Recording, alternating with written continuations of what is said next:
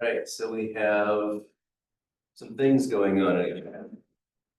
There will be an assignment due a week from Wednesday, not this Wednesday. There is the CYK algorithm, which, if I recall correctly, is due this week. I didn't look at Canvas or at my syllabus, so I actually don't know for sure exactly what day that is. I should probably be slightly more prepared for my own class. But it's Monday for all of us. But yeah, if you haven't had a chance to get started on that, I would highly recommend getting started on that. Get stuck, you know where to find me. Been a little while since we were in here talking about new content. When we left off, we had talked about these two new language classes, recursive and recursively enumerable. So we'll review that before we dive back in. Anyone have questions before we do that?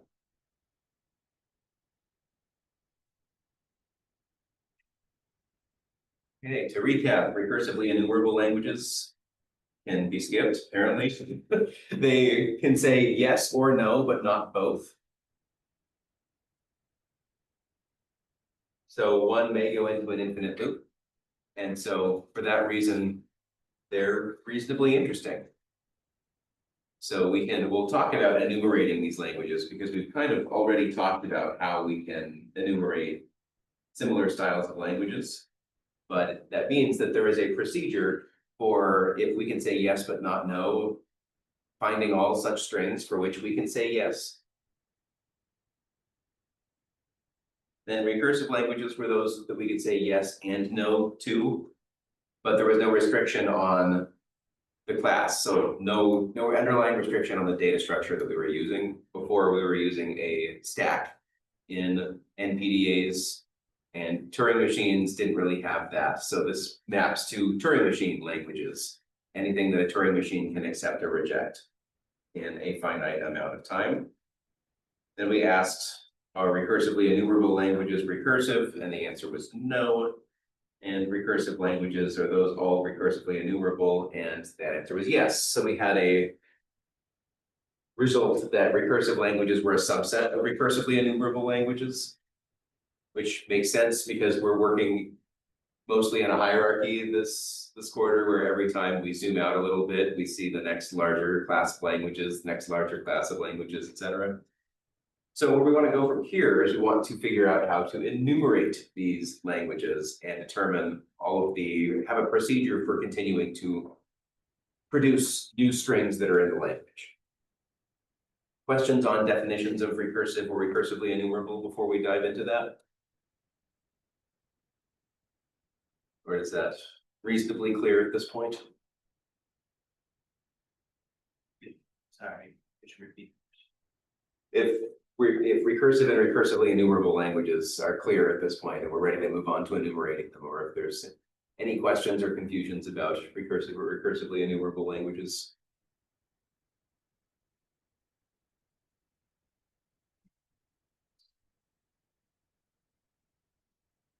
All right, so recursive languages, we need some way of enumerating them in general. So what we want to do is create a procedure for, given a recursive language, outputting all of the strings in that language, or at least a procedure that continues to output new ones. Remember that because it's infinite, we won't complete this procedure, but we want this procedure to continue to generate new strings forever. And for it to be an enumeration procedure, you wouldn't be able to give me a string for which this procedure would not output it. So we talked about this with some recursive languages, like the positive integers, the integers, etc. But let's say that we can reject some. How would we actually go about doing it? And the process we're going to go into is, of course, using Turing machines. We're going to create a Turing machine that we'll call TM membership, TM standing for Turing machine, that will be able to say yes or no to every string, whether that string is in this query language. And if it's recursive, we can answer yes and no in a finite amount of time. So there's no additional work that needs to be done. We feed it a string, in some finite amount of time, it will return to us with an answer, yes, it's in the language, or no, it's not in the language. We need another Turing machine because membership can only answer it for a particular string. Generator is going to generate all possible strings in the star closure of the alphabet in some kind of order. We talked about how to do this a bit in general, where we would generate all strings of length 0, then 1, then 2, then 3, then 4, etc. We don't want to do it in any kind of alphabetical order or anything of the sort because we're not guaranteed to output every string in the language. For instance, the star closure of A's and B's, if we did this in alphabetical order, we generate the empty string A, and never get to the string B. Whereas if we generate everything of length 0, 1, 2, 3, 4, there's no string you could give me that procedure, this generator wouldn't eventually generate. And as this generator generates new strings, we feed them into membership that is going to say, yes, that generated string is in the language, or no, that generated string is not in the language. And that way, after some finite amount of time, we would be able to have generated all strings of some length or less and answered whether all of those strings are in the language or not. And if we need longer strings, we would just utilize more time. This procedure will continue to work for any query that we could possibly give it. It just might take a very long time. If the generator accepts, of course, then we write it back on the memberships tape.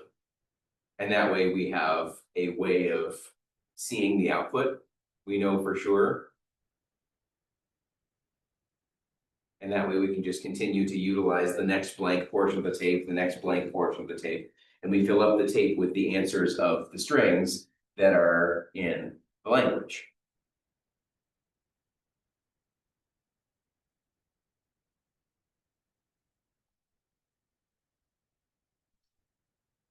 So recursive is not too bad. It's a pretty straightforward algorithm utilizing two Turing machines, one that answers yes and no, one that generates the strings to answer yes and no, and then at the end of that we have an infinitely long list of strings that are in the language that's continued. You just continue to work on it.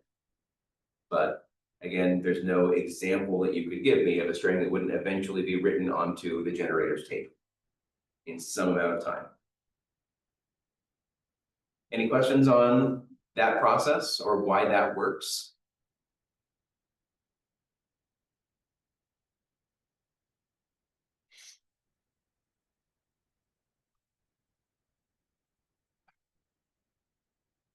When you first see it, it's a little bit strange that we have this infinitely long algorithm.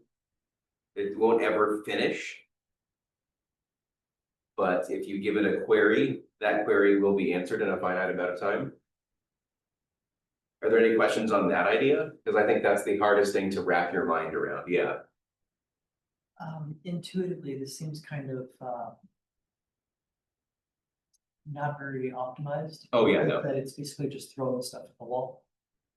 We're making a theoretical argument at the moment with regards to, for any particular language, we want to show that this is a class of language. This is not meant to be an efficient algorithm. It's meant to be a theoretical exercise in what can we do? What is the limit of theoretical computation? And that allows us to say there is this class of languages where if we could map it onto this enumeration procedure, then we could start to optimize from there. But it's general enough that it works for any recursive language.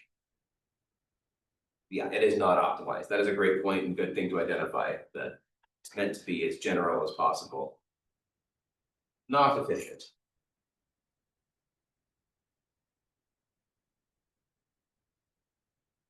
So that's enumeration of recursive languages. Any other questions or points? Anything else to consider?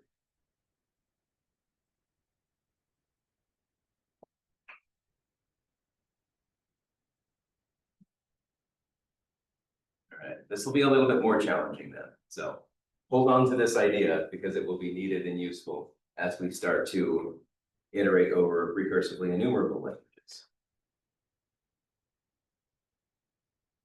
All right.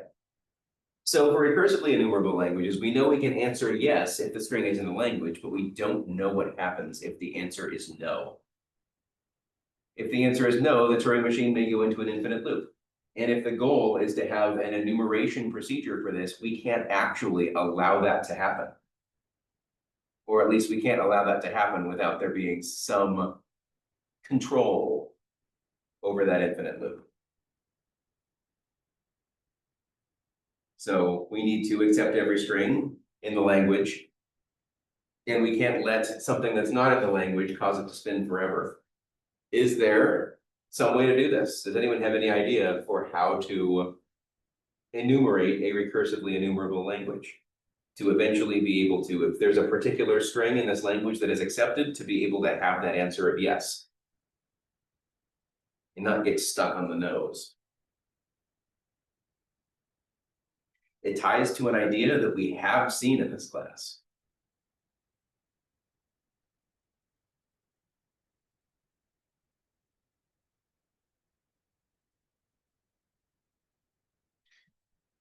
I mean, kind of like how we did with previous problems.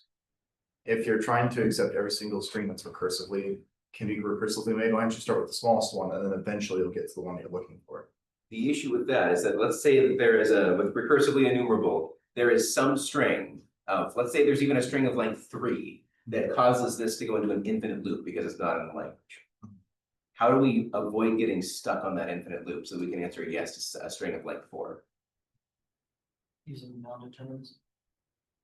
Non-determinism is an interesting idea.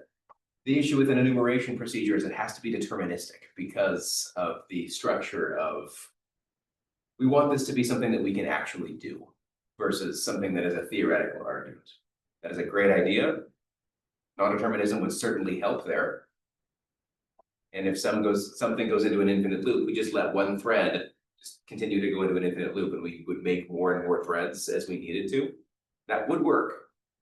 But it turns out there is a deterministic way to do this as well.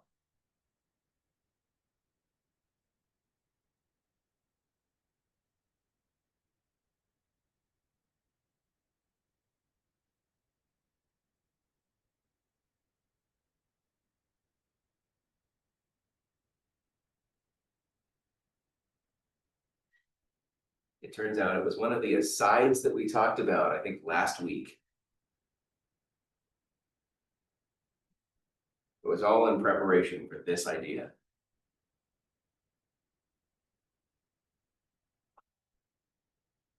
How did we enumerate the rational numbers? Remember that there are an infinite number of numerators and an infinite number of denominators. We did have to assign one of these like one string to one Turing machine and like diagonalize the whole space. They'll certainly be using diagonalization, yes. The idea is that we don't have to simulate the entire thing all at once. We can set up the Turing machine on a string and then cap how long it has to iterate on that string. And we will return to that string and continue that process at some later date and time. So it looks something like this. We're going to take the first string, we're going to make the first move on the first string, and that's it. Then we're going to cut it off and say, all right, you've had enough time, just the first move. We're going to reset and take the second string. We're going to simulate the first move on the second string, and that's cut off at that point. Then we're going to move back to the second move of the first string, and we'll simulate that. Once we're done with that, we'll reset and bring up the third string, and only do on the first move on that. But you can see that if this goes into an infinite loop, it doesn't prevent you from moving on to the next string. We'll just always come back to it. And if at any point we halt and accept for a particular string, we just remove it from the system. So maybe W1 stops after the third move and accepts at that point. We would collapse this now and not ever consider W1 again, because it's done. If W2 goes forever, that's okay, because we will continue to simulate one move of this at a time, and then move on and look at some other strings and some other things, come back, simulate a single move, introduce a new string, continue all of this. So do we buy that with this procedure or something like this, we could answer the same kind of question that I asked before? Something like, for any string that you could give me, if the answer is yes, we will eventually answer yes. If the answer is no, we don't know. We may enter an infinite loop, but this process would still be spinning and spinning and spinning on that string. And if it took a million steps to accept or a billion steps to accept, it doesn't matter, we'd eventually get there on that string without it affecting the computations of other strings.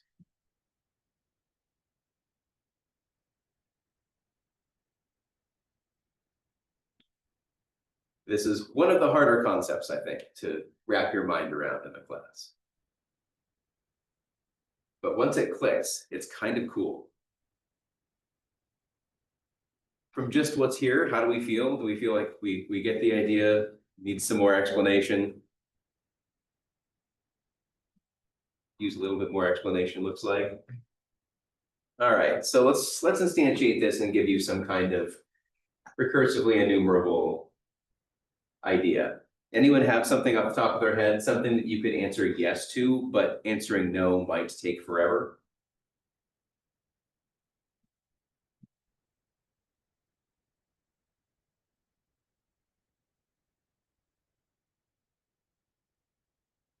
I feel like there's a joke here, I just can't think of the punchline.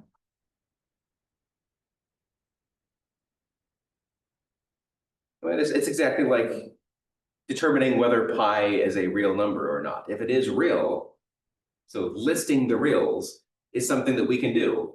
But if we feed in a random number like pi with the question of is this real or not, we're going to start spinning and spinning and spinning. But imagine that we look and we do one single division on that number at once, and we find out that sure enough, pi can be represented by 3 point something. Then we would move on to another number, and we would answer that and divide that in and get some partial computation of that. Then we would come back to pi and say, let's make one more division and get one more digit here. And then we'll move on to some other things and worry about this.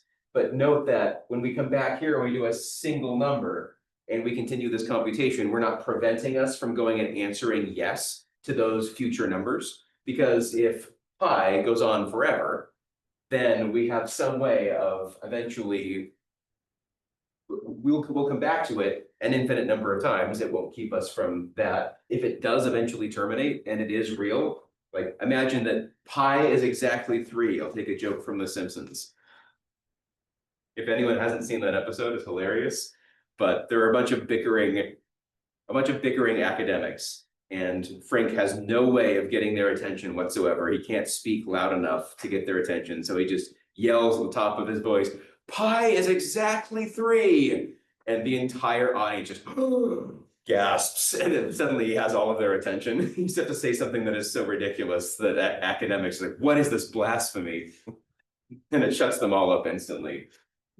But if that were to be the case, if pi were exactly 3, then in one move, we would be able to say yes, and there's no further value or gain in continuing to divide this by something because we have our answer. The answer would be that pi is rational, or that pi is real. Sorry, pi is rational. But to be able to answer no, a number is not rational, then there's no way to do that, right? We just have to continue trying to divide it and divide it and divide it and divide it, generating more and more and more digits.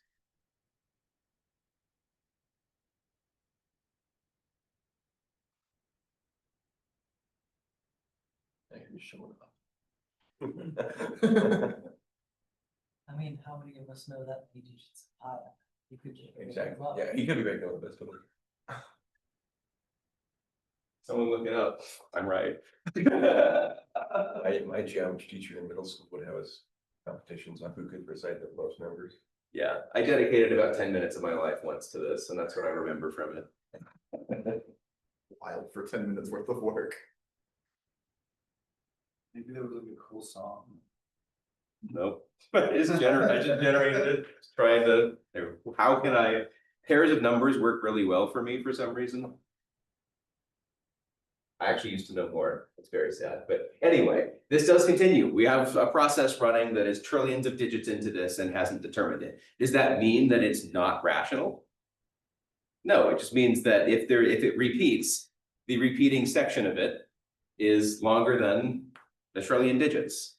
If it stops because it divides in evenly and doesn't repeat forever at that point, then it's rational.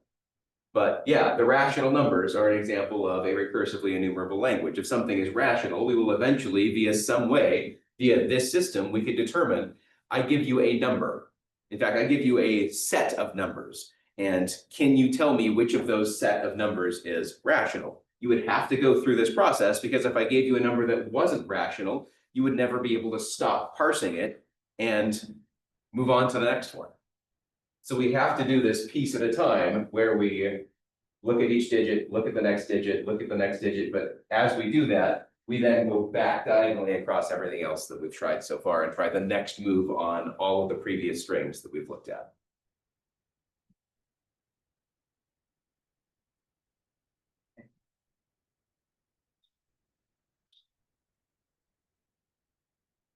Wow, no one checked me. It could have been random. You'll never know now.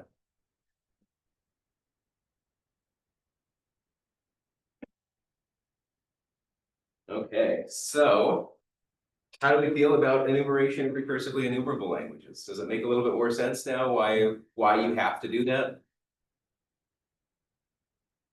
Could be something like, prove that the earth is round. You would take a step in one direction. And it would take a lot of steps in one direction to come back to where you were and be able to show that. But imagine that on top of that, I asked you some other problem and I said, also show me that this problem has an end to it. If the earth were infinite, then you would never be able to start the second problem. But if you take one step in this problem and then do something else in the other problem, come back, take another step, do something else, take another step, eventually you would circumnavigate the earth and be back there and be able to answer yes to that question, even though you are simultaneously answering the other question as well. You just have to alternate steps between each of those strings. But the idea is that that doesn't stop somebody from playing a prank on you and putting you on an infinitely large planet, right? Sure, exactly. So yeah, you can still answer the second question, even if you don't know whether there is an end to the first question. You would just always be making progress on it. The reason you can just alternate like that is because there are a finite number of problems. As soon as I say there are only two problems, you can just do move one, move two, move three, etc. When there are an infinite number of strings and a potentially infinite number of moves, then you must diagonalize. You can't do the first move of every string because there are an infinite number of strings. We'll never get to the second move of the first string. You can't check the first string for an infinite number, potentially infinite number of moves, because we'll never get to the second string. So diagonalizing allows you to explore the entirety of this space.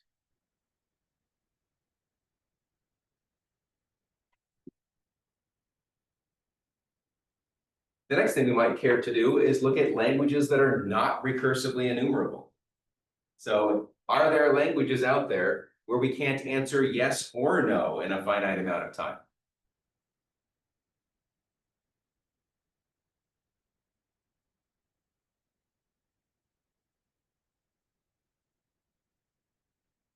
So here's where we get into the all real numbers between a lower bound and an upper bound. So we would need some kind of enumeration procedure, some way to generate all possible real numbers between 0 and 1.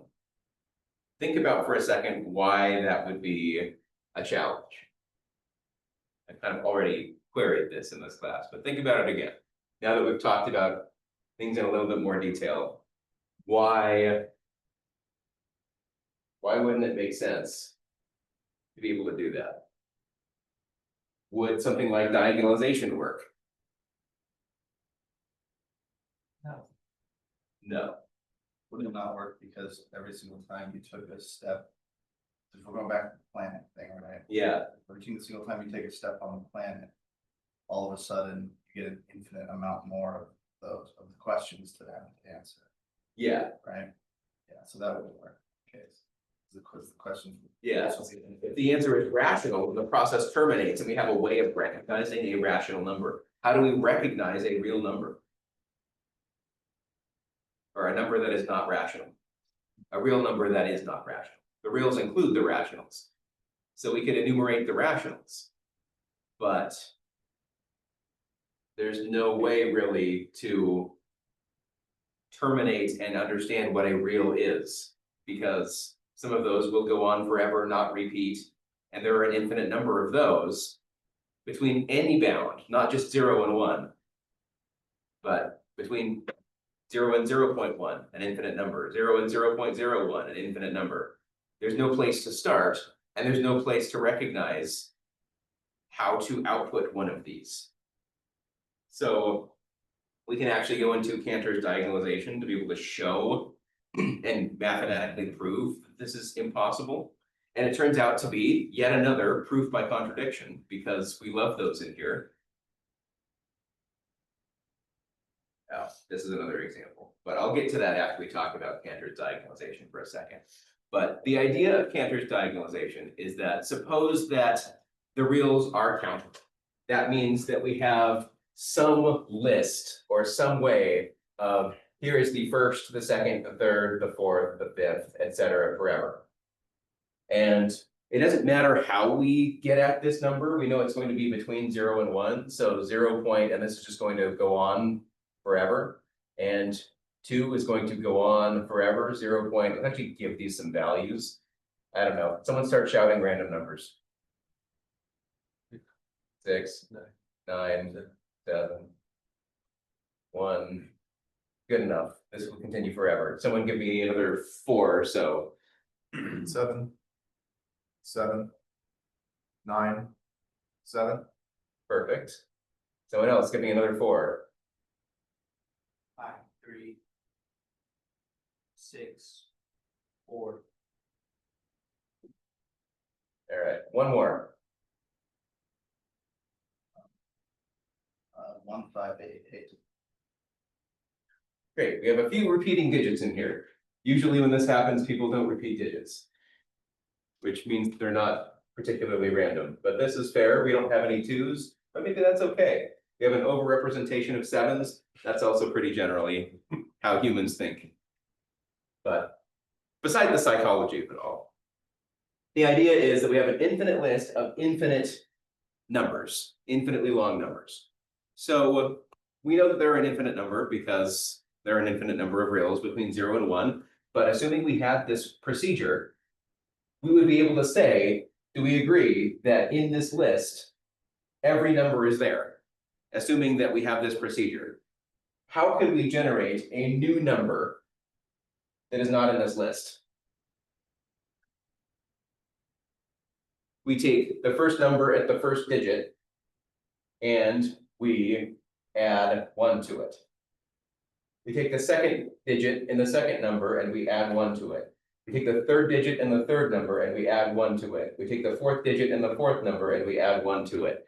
We know that this number is now distinct from this number in the first place, distinct from this, the second number in the second place, distinct from the third number in the third place, distinct from the fourth number in the fourth place. We continue this forever. And since this goes on forever, we now have a procedure for generating a number that is not in this list.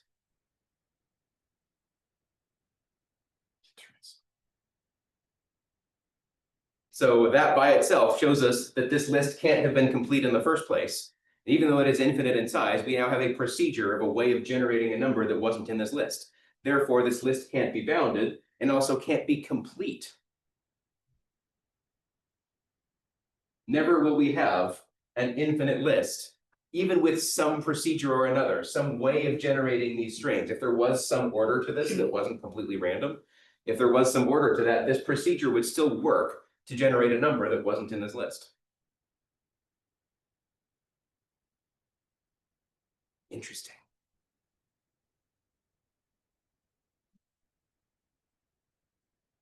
So this, one thing that this does is it shows us the general limits of computational, of what we can do with a computer. Envision that we have a computer, envision that we have infinite non-determinism, doesn't matter. There's no way we could answer this problem. There's no way we could iterate the reals with a computer, even a non-deterministic computer. There are problems that it could not solve. And this is one of them. Another one, we have an infinite countable set. So any infinite countable set, this could be the positive integers. The question is the power set of that set countable? So this would be all elements of that power set. We recall definition of a power set? So every possible combination. Every possible combination. And that is it. So take a second and think, is there any way to generate all possible subsets of positive integers? Wouldn't your power set just be the same problem as your integers? Because every time you'd add another, you'd have to expand your power set. Yeah. By a proportion. Yeah, it's very similar. It's a very similar kind of problem. So it can even be something like the set of binary numbers. Why reduce yourself to the power of integers? Just every binary number. To ignore all the other digits. Just 0 and 1 are the only digits that you need for this. So we start with an infinite binary table in 2 dimensions. Rows are elements of the power set. Columns are strings in the original language. That would be the way that you would want to do this, attempt to diagonalize it. Cells within this represent whether a string in the original language is in this particular element of the power set. And we find that we end up with exactly this. So this would be something like, now we have, we'll go back to the integers. This is the number 1, the number 2, the number 3, the number 4, the number 5, etc. This would be subset 1 that tells us if this number is 1, then this number is in this set. So this would just be the number 1. This would be the set 1, 2. This would be the set 1, 2, 4. This would be the set 1, 2, 5. If there were some way to do this, then we again use Cantor's diagonalization and now say we're going to go diagonally through this and flip the values of each of these. So this goes on forever, this goes on forever. If it's complete, then what we have is a way to generate the next one after this entire infinite set, and we just diagonalize. We say flip this, and now the new set that we're generating is distinct from this set at this position. It's distinct from this set at this position. It's distinct from this set at this position, etc. And we have a procedure for generating a set that is not in this infinite list of sets.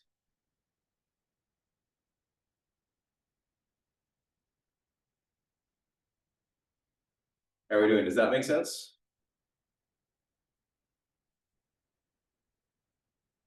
So it maps almost directly to the exact problem. From recognizing the reals.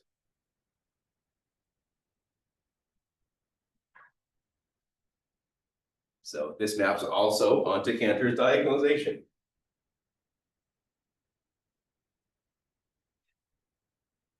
Something that we can show from this, which is really interesting, there are more possible languages than there are possible Turing machines. Even though there are an infinite number of both, there are infinities of different size, because we determined that infinities were the same size if we could find some way of mapping one set onto another set. So another very strange result from this is that there are the same number of integers as there are positive integers. Take a second and convince yourself that I'm spewing shit at you, because that's how most people react to hearing that the first time. How could there possibly be the same number of integers as there are positive integers?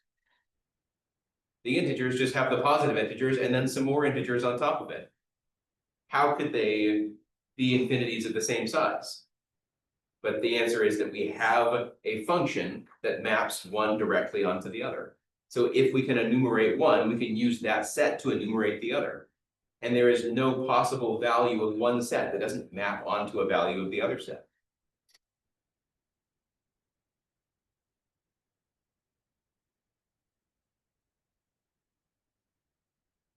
If you think of them as indexing, you can use the positive integers to index the integers. And there's no integer that you can give me that doesn't have a value of its index.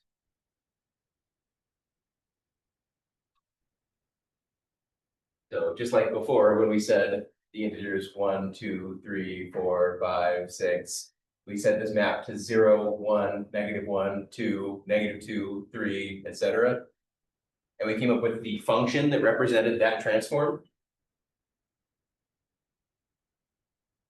If these are infinities of different sizes, then there must be some value of this set that you can give me that doesn't have an associated index, because it can't be represented by that infinity. What would that number be?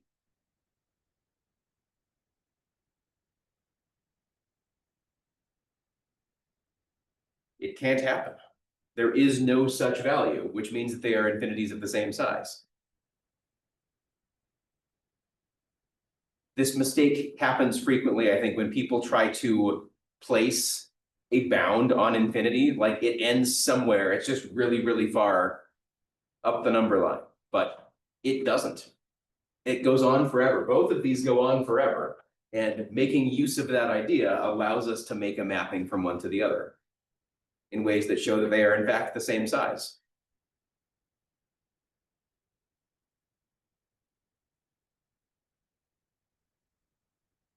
Thought another way, nice and Halloween themed, I can give you an infinite amount of Skittles and an infinite amount of Skittles and Starburst. Which one has more candy?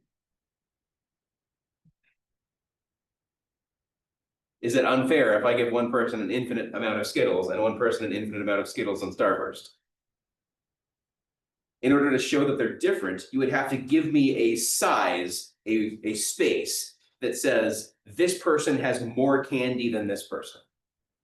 And there is no such space that you could give that would show that. Or that would do that.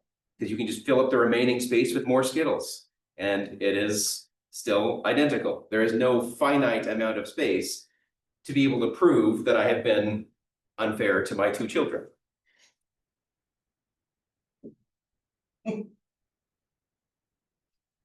I've never used this before. I'm just generating it on the fly, and I'm loving it more and more every second I think of it. I feel like the only argument that could be given is if one of the kids likes Starburst. Yeah. You're saying that's unfair because you have Starburst. Yes. It just seems like something that would be like a skit between two dimensional beings and Rick and Morty. Yeah. You could easily Rick and Morty the second half of this class. It seems like it's at that level, but we're using real concepts. So, yeah, infinities can be mapped, but infinities can also be different sizes. For instance, the integers and the reals are different sizes, because even if you map integers to reals, there is still some way of showing that there is another real that doesn't have an index. That's what Cantor's diagonalization is doing, is saying that this process maps to the positive integers, but even though this goes on to infinity and attempts to represent in some capacity the reals or the elements of the power sets of a countable set, then there exists still some way to show that this space is not all encompassing of this set. There is an element of this set that is not encompassed by this infinitely sized set.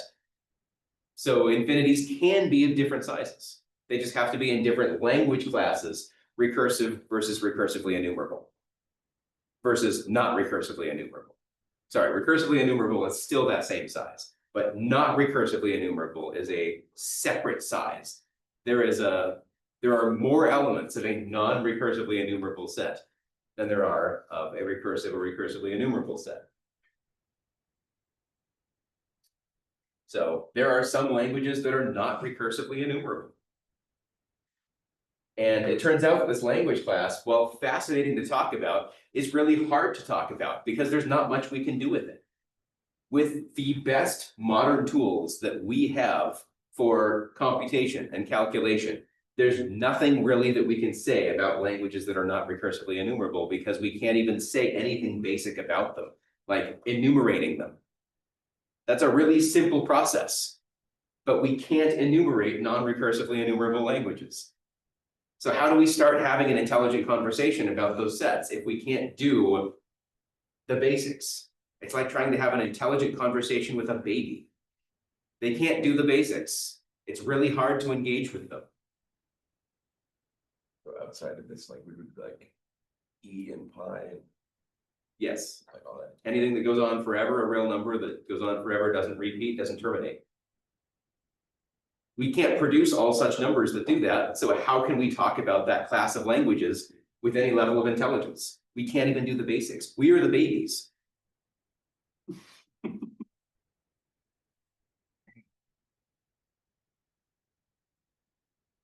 And that's why C# doesn't so cool. All right, so what else could we state? How else can we start to talk about some of these things? So we'll start with some of the language classes that we are talking about. The language is recursively enumerable. What about its complement? Does its complement need to be recursively enumerable?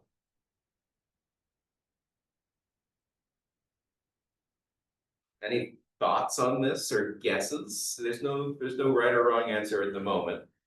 There is, but it's a complicated proof one way or the other.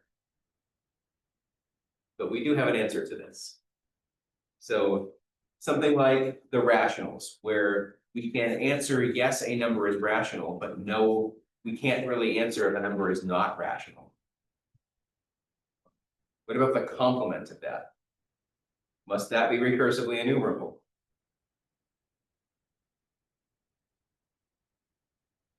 That should help you see the answer. Yes. Because you're gonna have strings that say yes and no and loop. And for the ones that loop, they'll be somehow in the complement and not the complement. But the things that we say yes, we no longer have the ability to necessarily say no, or still yes to, that might loop forever. So you're saying that, but what if it doesn't? What about the complement of the rationals? The rationals are recursively enumerable. But if we flip now to be able to say, instead of saying yes to the rationals and no to something that's not rational, what if we want to say yes to the non-rationals and no to the rationals? Then we can't say yes. We could say no, but we couldn't say yes. So there is a book proof for this. If you're curious, I can show you where this is in the book, but it's a lot more obtuse than I want to go through in class. But yes, there is a proof by contradiction that shows that if a language is recursively enumerable, its complement does not need to be recursively enumerable, which is strange and maybe a little counterintuitive. Yeah. Maybe I'm maybe I'm misunderstanding, but like the complement, if you were trying to get the complement of like all rational numbers, wouldn't the complement include all real numbers? Yeah. Yeah, so then you can't do it with all real numbers then. Right. Yeah. So we could answer no to whether a number is real, but we couldn't have an enumeration procedure to answer yes to all of the reals. Yeah. Are there languages that are recursively enumerable but not recursive? Of course, we already talked about that. An example was the rational numbers. The rational numbers are recursively enumerable but not recursive.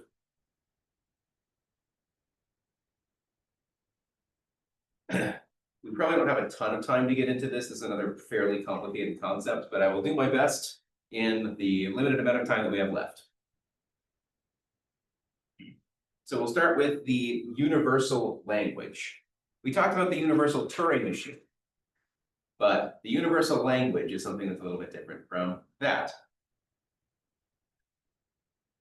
All right, universal language, we'll start with, it's very similar to the universal Turing machine. We have a set of binary strings, encoded pairs, machine string. M is the machine, W is the string. So M is an encoding of a Turing machine, W is a binary string that is either, has to be accepted by that Turing machine. Does that make sense? So we have a language definition in the machine, and W is a string that is accepted by that machine.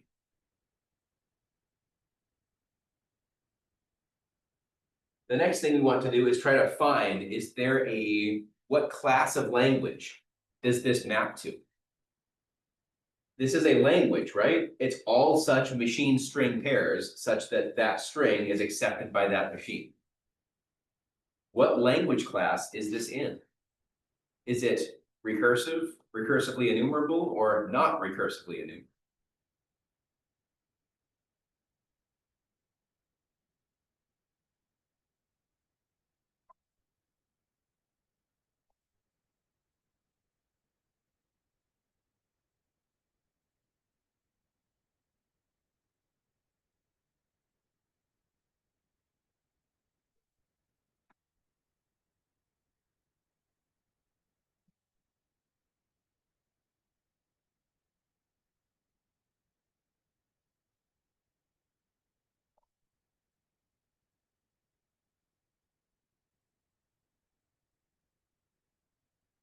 So if it's recursive, we would need to be able to accept or reject.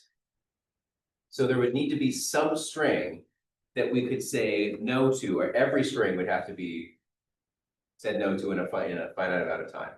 You can imagine that MW, in this case, a string, is a machine, and that string goes into an infinite loop on that machine.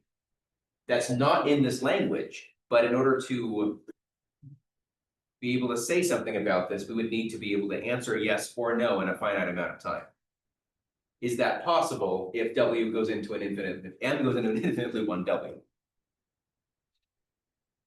Such that we could reject that it's not part of this language.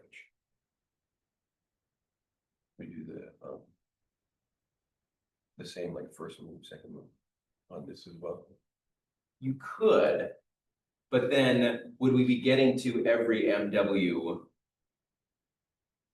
We would need to be able to answer yes or no. We would not be able to allow it to go into an infinite loop. So that does actually identify the language class that we care about, yes. So it can't be recursive, because we would not be able to answer no to something that goes into an infinite loop. It would take an infinite amount of time to actually answer no. But if it is accepted, we could answer yes. So that's exactly right, that we would want to diagonalize it, and that would place it in the recursively enumerable class because it requires diagonalization.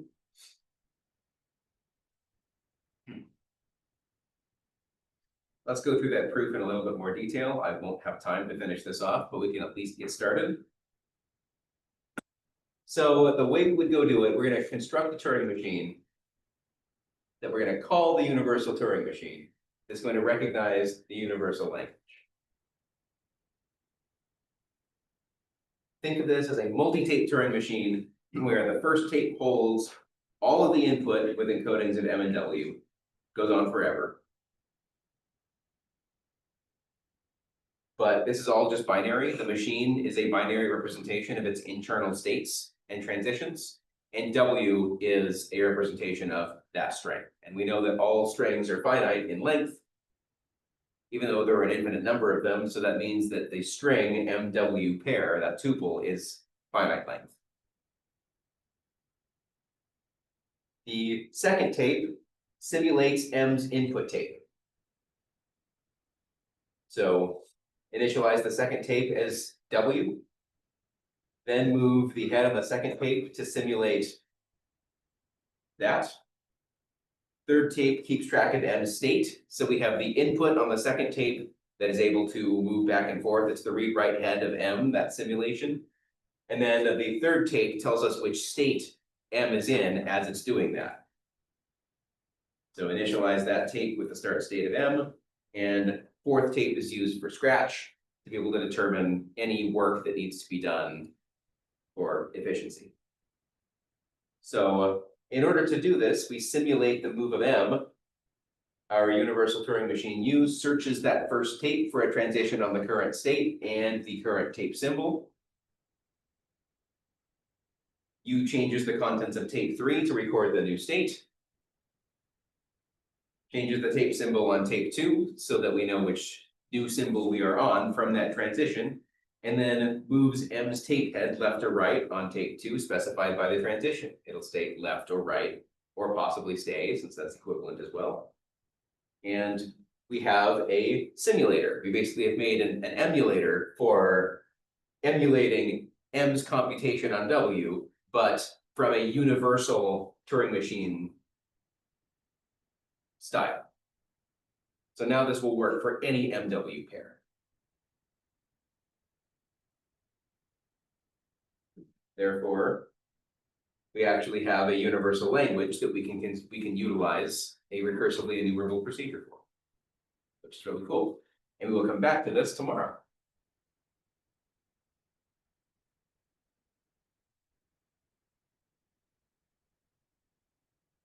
Welcome to the theoretical part of this class.